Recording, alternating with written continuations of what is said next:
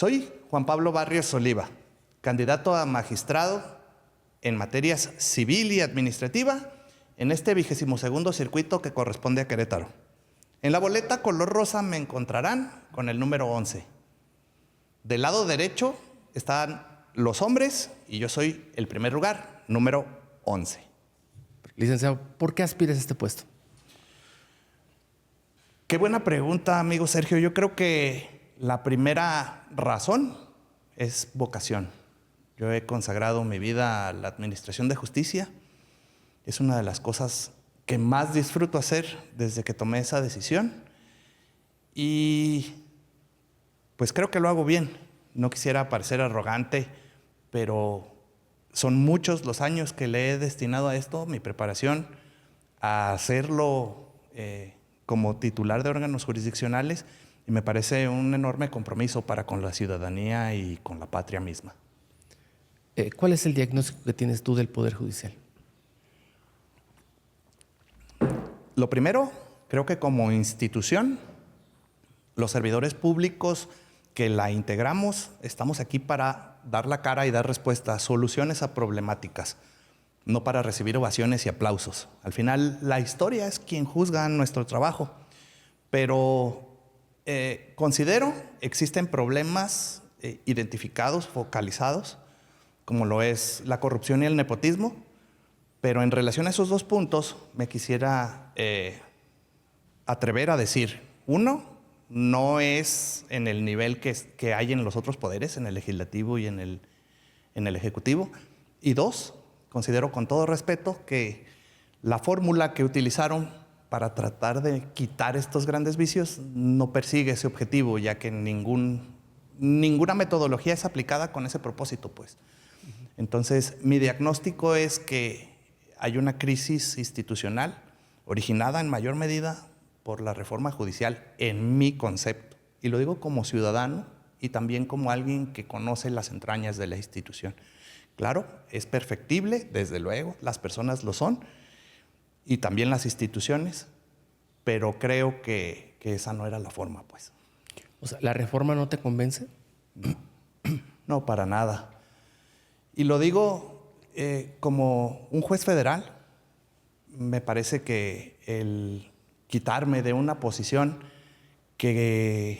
a la cual logré acceder a través de concursos donde mi trayectoria, mi experiencia y mi expertise en general me dieron esa posición y que la Constitución la cuidaba, no tiene justificación. Pero más allá de eso, yo no soy quien para poner las reglas. Y sería incongruente que como juzgador federal y como una persona que ha consagrado su vida a la administración de la justicia, no me sometiera a las reglas que ya están escritas. Yo no pongo las reglas, me gusten o no, ahí están. Y después de una reflexión muy profunda, decidí participar. ¿Por qué? Porque creo que existe un compromiso enorme con México, como lo dije desde el inicio, y no quiero dejar de hacer esto, aun si esa es la única forma de acceder al cargo. En este momento, ¿tú te desempeñas como qué? Juez federal. Como juez federal. Soy juez de distrito y mi adscripción está en el Segundo Tribunal Federal de Justicia Laboral aquí en Querétaro. Ok. O sea, ¿estás en este momento de licencia? No estoy de licencia porque la campaña no es incompatible con el servicio público. Sí tengo el derecho laboral de pedirlo, pero las reglas que han impuesto en relación con este tema es que tengo que satisfacer, si así lo deseo, un lapso de servicio y posterior o anterior a eso sí puedo realizar actos de proselitismo. En este lapso no puedo hacer nada que tenga que ver con temas de darme a conocer mi perfil. Por ejemplo, ahorita, para estar aquí contigo, tuve que pedir licencia, pero solo por las horas necesarias para dar esta entrevista. Ahora, es importante mencionar que esto no lo hago para no perder mi salario, como mucha gente podría pensar, ¿no? Si yo pido una licencia para realizar actos proselitistas, estoy dejando de dar atención a audiencias, a demandas, a sentencias, y me parece que no estoy en condiciones de darme ese lujo. Por eso no lo hice así. En estos momentos, o sea, En esos momentos de campaña y de que pides licencia, ¿quién te suple? Precisamente por ese motivo es que tuve que valorar pros y contras de pedir licencia. ¿Verdad? Cuando pides una licencia para fines proselitistas, no hay juzgadores en todo México para cubrir esas vacantes. Claro.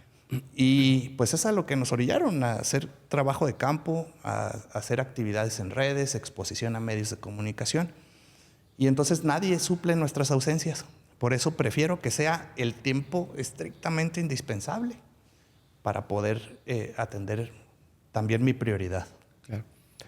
Quisiera que nos lo explicaras en 3 minutos de manera muy coloquial de qué significa a lo que aspiras. La magistratura, como todos los juzgadores, resuelven conflictos. Pero a diferencia de los juzgadores de primera instancia y de apelación, los magistrados de los tribunales colegiados constituyen la última palabra en toda controversia. Es decir, después de lo que diga un magistrado por regla general, bueno, no uno, sino 3 que integran el órgano, ya no habrá nada más. Por regla general, porque hay excepcionalidades donde los casos se van a la Suprema Corte de Justicia. Pero eso es muy pequeño el porcentaje. Ajá. Y en el resto de los casos, ahí terminan las controversias. Es la posibilidad de contradecir lo que hicieron los jueces inferiores, que son de primera instancia y de apelación. Es algo muy importante. Es una responsabilidad muy grande. Por eso, yo creo que las personas que aspiran a ese cargo, más que por tener ganas de hacer justicia o por estatus o por poder o por cualquiera de las muchas cosas que pueden motivar esa decisión, deben de asumir la responsabilidad y tener la valentía de hacer las cosas bien, porque en contra de lo que digan ya no va a proceder absolutamente nada. ¿Qué opinas de la corrupción? Creo que es un mal que no tiene cabida, debe de haber tolerancia cero.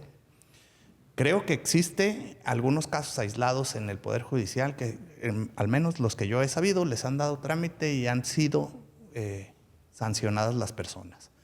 En torno a ese punto, si bien yo no soy la institución, sino formo parte de ella, con mucho orgullo te puedo decir, Sergio, que jamás he sido señalado, menos sancionado por un acto de corrupción, ni de nepotismo. Con mucho agrado te digo que no tengo ningún familiar trabajando en ninguna dependencia del gobierno federal, incluyendo, por supuesto, el Poder Judicial de la Federación. O sea, ¿tu hoja de servicio está limpia? Completamente. ¿Cómo te definirías en 3 palabras?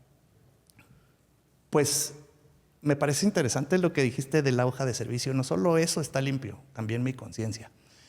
Para ser un juzgador debes de tener conocimiento que se adquiere en las aulas, sin duda, pero también se aplica en los tribunales. Una persona, por muchos estudios que tenga, no necesariamente lo hace un buen juez. Eso se hace con los años, con la madurez de vida, con la entrega al servicio público, que debe de ser lo que marque y rige a tu actuar. Y también el saber manejar ese, pues sí, es un poder que te otorga la ciudadanía, la investidura, la nación. Hay que saberlo manejar, porque luego hay personas que se pierden en el ejercicio de esa cuestión. Para eso yo considero que es de gran utilidad la carrera judicial, porque vas escalando escaños para llegar a la cúspide, que es ser juez federal y posteriormente magistrado. En ese tema incluso me gustaría platicarte. Yo soy el único hombre en la boleta rosa que soy juez federal. Lo que hace un magistrado en el grueso es revisar lo que hace un juez federal. A mí me parece al menos deseable o interesante que la persona que quiere ser magistrado haya sido juez. Claro. Por simple como lógica, ¿no? ¿Cuántas personas compiten contra ti? ¿O tú con cuántas compites? 9 hombres. Ajá. Somos 18 en la boleta para esa posición, 8 mujeres para 2 posiciones de magistrada, 10 hombres para 2 posiciones de magistrado. ¿Qué te diferencia? Ya dijiste una diferencia de que eres el único que eres juez. Uh-huh. Pero ¿qué otra cosa te diferencia de los demás? No podría atreverme a afirmar que el tema de la honestidad, de los valores, sean aspectos que no posee la gente. Yo sí puedo decir abiertamente y volviendo al tema de no querer sonar arrogante, que sí poseo esas características. Una de las cosas que me diferencian es que yo no vengo a prometer hacia el futuro, de decir, si me das la oportunidad de ser tu magistrado, esto es lo que voy a hacer como una mera expectativa. Yo ya llevo 4 años siendo juez, pero también me desempeñé en funciones de magistrado de circuito por 2 años y medio. Esos datos ya están palpables, ya son parte de mi historia y lo que haya hecho bien o mal estaría grabado en la memoria de la gente. Pueden ver las más de 5,000 sentencias que he dictado como titular de órganos jurisdiccionales en Culiacán, Sinaloa y aquí. Y pues la confianza que pido es basado pues en esa trayectoria, con la idea, por supuesto, de que puedo mejorar, puedo aportar cosas al servicio público, sí, desde luego. El ser mejor es una aspiración personal y profesional, pero eso no significa que reconozca que haya hecho las cosas mal, para nada, desde luego que no. No me atrevería a darle la cara a la gente si así fuera. ¿Cuál es tu visión acerca del feminismo? Me parece que históricamente ha habido clases o partes de la sociedad que han sufrido de discriminación y merecen una reivindicación completa. El feminismo es un movimiento que parte de un derecho completamente legítimo que está consagrado en el artículo 4 constitucional, que es la igualdad entre hombres y mujeres. Si nosotros lo visualizamos así, sin mayor reflexión, podríamos decir que ya alcanzaron esa meta suprema por estar contenida en la ley. La realidad de las cosas es que materialmente no hemos llegado a ese punto. ¿Por qué? Porque existen situaciones de desventaja socialmente aceptadas o culturalmente aceptadas que constituyen estereotipos, barreras que debemos derribar como sociedad. Las mujeres están contribuyendo activamente a esa causa y yo estoy completamente de acuerdo con ella. O sea, me identifico con la causa, por supuesto. ¿Eres feminista? No podría autoproclamarme feminista porque no soy mujer, pero sí estoy en pro de la causa.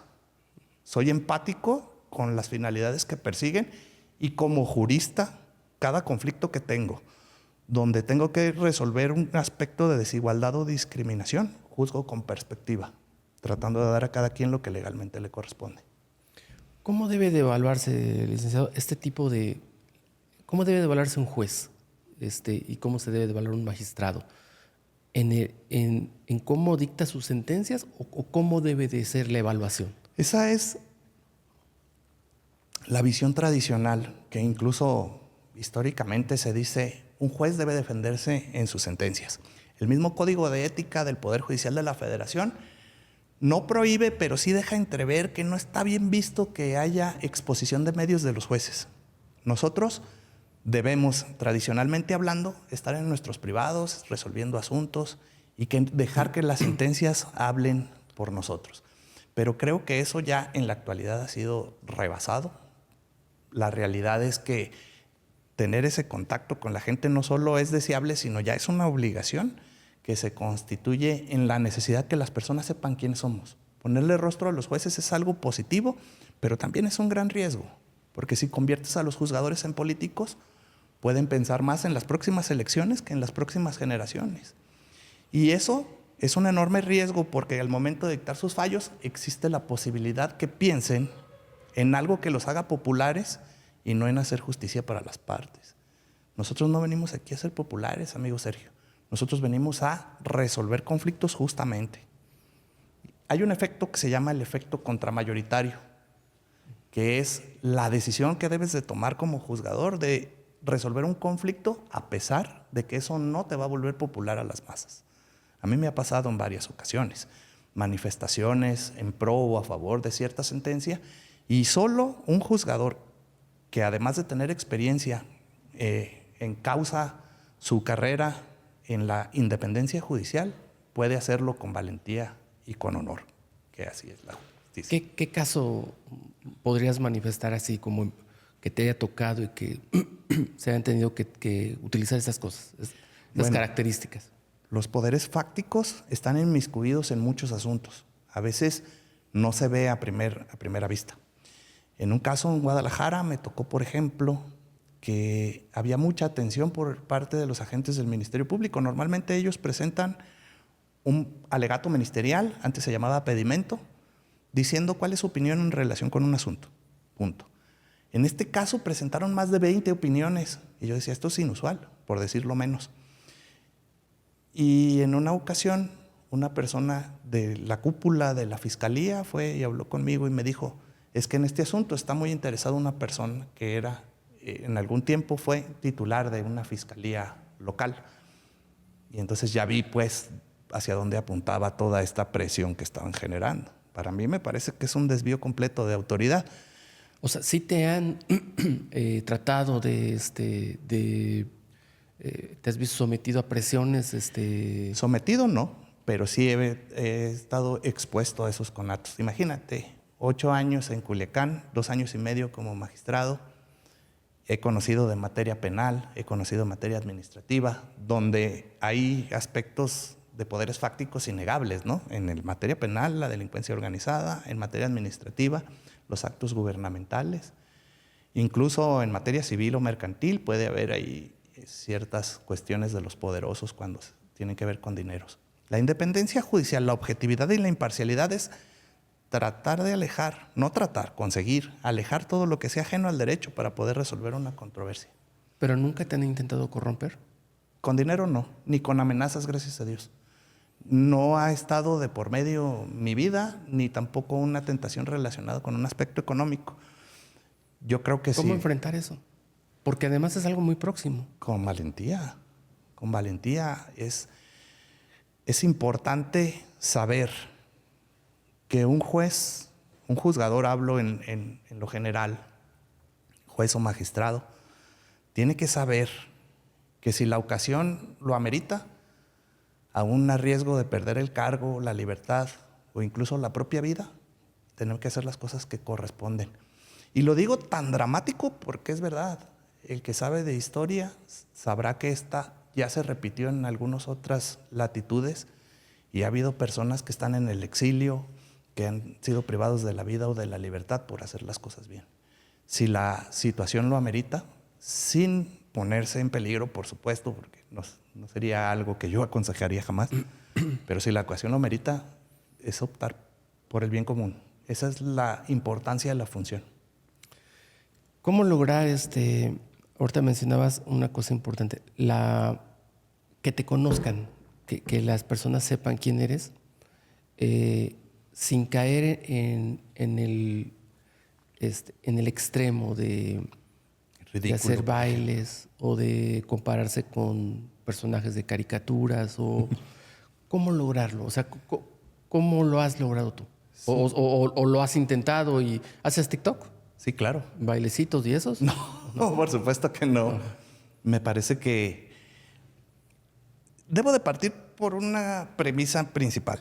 Soy una persona y como persona bailo, canto y me gusta disfrutar la vida.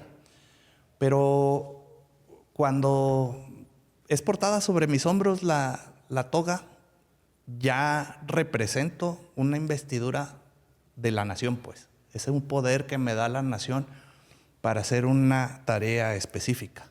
Entonces, si mi propósito es dar a conocer mis facultades y atributos como juzgador, no podría darme el lujo de hacer eso. Y quiero ser claro, respeto mucho a las personas que hayan hecho ese tipo de recursos, porque me parece un grito desesperado por llamar la atención. Creo que lo que están intentando hacer es pedir a la ciudadanía que pongan énfasis en sus atributos, pero no existen los medios y condiciones necesarios para hacerlo. Las campañas son muy limitadas, los foros pues a veces no se abren. Qué complicada es esta campaña, ¿no? De verdad es muy complicada. Pero eso no te da pauta a que hagas lo que que yo estaba viendo, lo menciono mucho, pero creo que es un ejemplo desde mi perspectiva muy ilustrativo. El licenciado que aspira a ser, creo que ministro, y que dijo que era como el chicharrón, es un tipo muy preparado, es un señor muy preparado, Como el chicharrón. Sí, como el chicharrón. Exacto, pero qué analogía, ¿no? Y parece que luego esto cae en la chunga, como que no se respeta la investidura. ¿Qué opinas? Mi opinión tiene que dirigirse a lo abstracto, Sergio, precisamente porque estoy en campaña. Y una de las reglas básicas de la campaña es no denostar a ningún candidato. No. Por lo tanto, me abstendría completamente de hacer la referencia a esta persona. Pero insisto, me parece que no es lo óptimo, pero ese es mi pensamiento. Claro. En un Estado de Derecho donde la libertad de expresión está constitucionalmente consagrada, pues podría yo no estar de acuerdo con una opinión, pero daría incluso mi vida para hacerla respetar. Juarista. Oye, a ver, ya por último, me llama mucho la atención esos análisis que han salido en cuanto a que la elección pues va a ser muy cerrado. Van a votar muy pocas personas en realidad. Están pensando que en el punto 003 pudieran ser alguien ya ministro, incluso, bueno, ministro es una tragedia que con esas márgenes, pero te imaginas de tu cargo pueden ser 100 votos, 200 votos. ¿A qué aspiras? La verdad es que no se puede sino especular, pues ya que es el primer ejercicio que se hace de esta naturaleza. Pero como dices, no es esperanzador. Desde las mismas mañaneras, la presidenta ha reconocido que si votaran 5 millones de personas, en el país sería un buen resultado. Yo no le veo nada de positivo porque el padrón es de 100 millones de personas. Entonces 5 solamente reflejan el 5%. Es como de 80, 65 millones más o menos del padrón, ¿no? Pero 5 millones no es nada. Nada. O sea, ¿con qué legitimidad llegas, no? Es un tiradero de dinero, justo. No existe la legitimación y la legitimidad de que las personas verdaderamente hayan optado por esos cargos. Yo no digo que las personas no tengan la capacidad de emitir un voto de confianza a las personas juzgadoras, no digo eso.